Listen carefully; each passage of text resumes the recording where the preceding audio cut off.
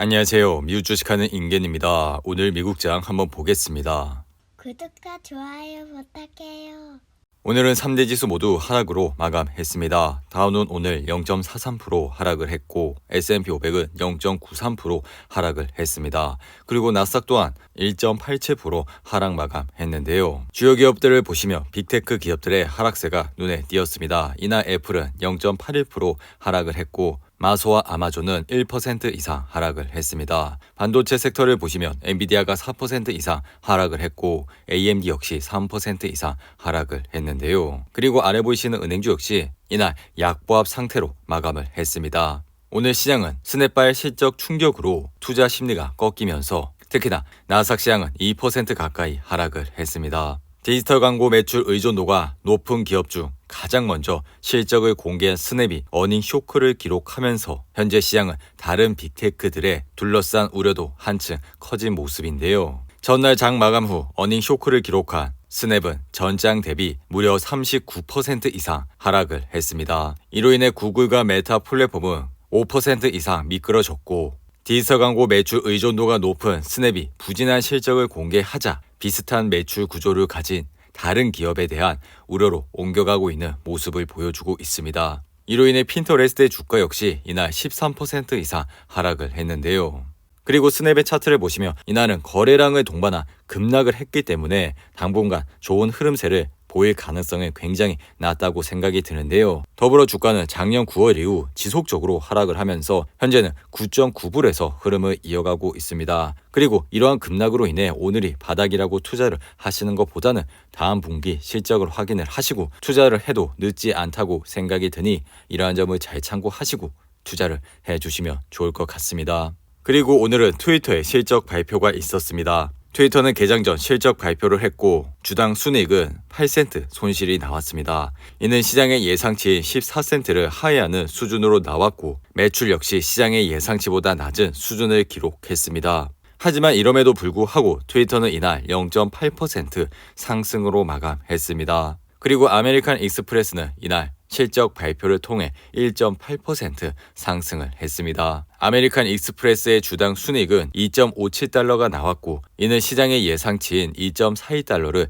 상회하는 수준을 기록했고 매출 또한 시장의 예상치보다 높은 수준을 기록했습니다. 높은 수준을 기록했는데요. 그리고 이날 미국 10년물 국채 금리는 15.4bp 하락을 하여 2.75%까지 내려왔습니다. 다만 2년물 금리가 2.98% 선으로 여전히 장기물 금리를 웃돌고 있는 모습을 보여줬고 이러한 장단기 금리 역전 현상은 통상적으로 경기 침체 전조 현상을 나타내니 이러한 모습을 유심히 지켜봐 주시면 좋을 것 같습니다. 2000년 닷컴 버블 당시에도 장단기 금리 역전 현상이 나타났고 이로 인해 경기 침체 현상이 발생을 했습니다. 더불어 2006년에도 이러한 모습을 보였고 이로 인해 2008년 금융 위기가 왔었죠. 그리고 2019년에도 이와 유사한 흐름세를 보였고 이후 코로나19 영향으로 인해 증시는 폭락을 하는 모습을 보였습니다. 그리고 만약 이러한 현상에서 10년물 국채 금리가 올라가면서 장단기 금리 역전 차이가 나타나면 그나마 시장은 안도를 할 수 있지만 10년물 국채 금리가 내려가면서 장단기 금리 차이가 나타나게 된다면은 시장의 경기 침체가 올 가능성은 굉장히 높기 때문에 이러한 모습을 유심히 지켜봐 주시고 투자를 해 주시기 바랍니다.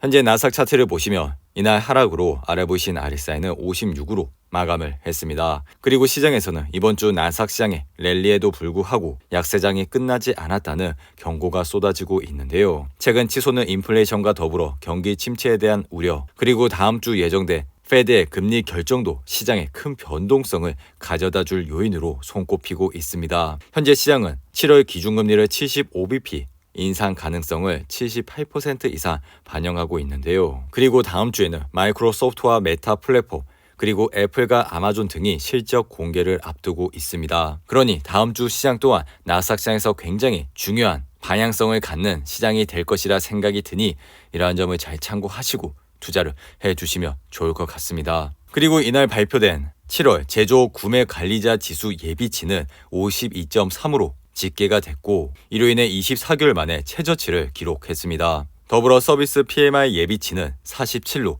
기준선인 50 아래로 떨어졌고 서비스와 제조업을 합친 합성 PMI 예비치 역시 전달에 52.3에서 47.5로 떨어지면서 2년 만에 가장 낮은 수준을 기록했습니다. 이렇게 제조 PMI 지수가 24개월 만에 최저치를 찍으면서 현재 시장에서 추격 매수를 하실 때는 신중한 태도를 가지시고 투자를 하셔야 한다고 생각이 드니 이러한 점을 잘 참고하시고 투자를 해주시면 좋을 것 같습니다. 그리고 애플은 최근 차세대 자동차 소프트웨어 카플레이를 출시했다고 밝혔는데요. 새로운 소프트웨어를 통해 애플은 자동차의 추가 서비스와 기능을 판매할 수 있는 시장 역시 개척하고 있고 이로 인해 자동차 산업 부분에도 진출할 가능성을 열어두고 있습니다. 애플의 차트를 보시며 이날 하락으로 아래 보이신 RSI는 62로 마감을 했습니다. 애플은 최근 134불이라는 지선을 바탕으로 해서 반등을 했고 이로 인해 현재 주가는 154불에서 흐름을 이어가고 있는데요. 지난 1분기 워렌 버핏의 버크셔 해서이 역시 애플의 주식을 150불 초반에서 집중적으로 매수를 했고 이후 애플은 128달러까지 떨어졌지만 이내 반등을 하면서 현재는 버크셔 해서웨이의 매입 단가보단 올라와 있는 모습을 보여주고 있습니다. 이렇듯 애플과 같이 현금이 충분하고 기업의 매출과 실적이 지속적으로 상승을 하는 기업은 많이 떨어졌을 때 분할로 관심을 가져주시고 기다리는 여유를 가지게 된다면 결국에는 좋은 수익을 얻을 수가 있기 때문에 이러한 점을 유심히 참고해 주시고 투자를 해주시면 좋을 것 같습니다. 그리고 비트코인 시장은 현재 22,000불 선에서 흐름을 이어가고 있는데요. 비트코인 시장의 피어 앤 그리드 지수를 보시며 이날은 33으로 마감을 했고 시장은 여전히 공포감에 짓눌려 있습니다. 그리고 이날 인투이티브 서지컬은 전날 실적 발표를 통해 장 마감 이후 13% 이상 하락을 했지만 결국 5.7% 하락을 했는데요. 인투이티브 서지컬의 차트를 보시며 이날 하락으로 아래 보이신 RSI는 51로 마감을 했습니다. 그리고 이날은 거래량을 동반한 하락을 했기 때문에 당분간 주가의 흐름세는 좋지 않을 가능성이 높고 이전 실적 발표에서도 거래량을 동반한 큰 하락을 했었기 때문에 오늘이 바닥이라고 생각을 하시고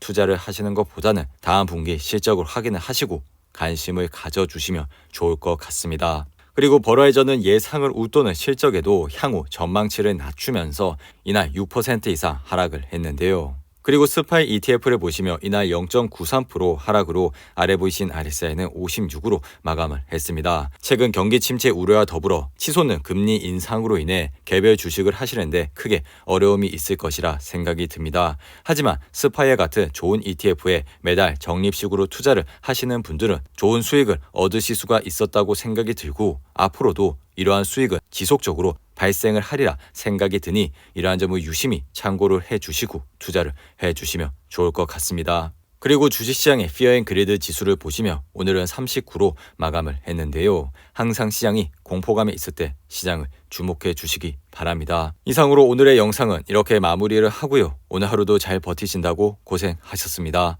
여러분들의 후원은 영상 제작에 큰 힘이 됩니다. 하단의 멤버십 가입과 지속적인 시청 부탁드립니다. 오늘 하루도 즐겁고 행복하게 보내시기 바랍니다. 감사합니다.